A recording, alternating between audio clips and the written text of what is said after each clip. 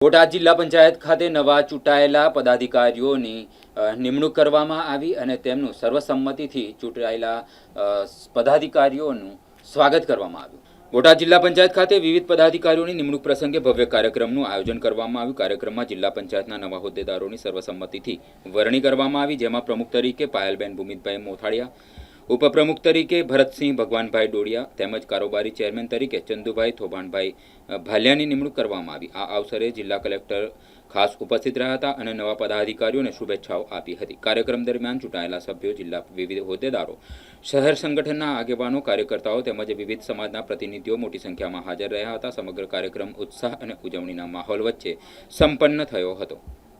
કાર્યક્રમ દરમિયાન વક્તાઓને જણાવ્યું હતું કે બોટાદ જિલ્લા વિકાસલક્ષી યોજનાઓને વધુ વેગ આપવામાં આવશે તથા ગ્રામ્ય અને શહેરી વિસ્તારોમાં જનહિતના કાર્યોને પ્રાથમિકતા આપવામાં આવશે। સામાન્ય નાગરિકોને વધુ સારી સુવિધાઓ મળી રહે તેમજ પારદર્શક અને જવાબદાર વહીવટ દ્વારા લોકોના પ્રશ્નોની ઝડપી નિરાકરણ માટે સૌ સાથે મળી કાર્ય કરશે તેવો વિશ્વાસ વ્યક્ત કરવામાં આવ્યો હતો। કાર્યભાર સંભાળ્યો છે, શું કહેશો?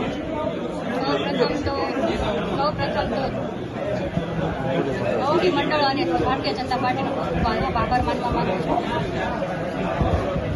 આવનારા સમયમાં જિલ્લામાં વિકાસના કેવા કેવા કામોને પ્રથમ પ્રાધાન્ય આપવા? સૌ પ્રથમ તો જે મંજૂરી થયેલા કાર્યો છે પ્રથમ પ્રાધાન્ય આપીશું અને ત્યારબાદ સરકાર તરફથી જે કામ આવશે એ પહેલા કરીશું।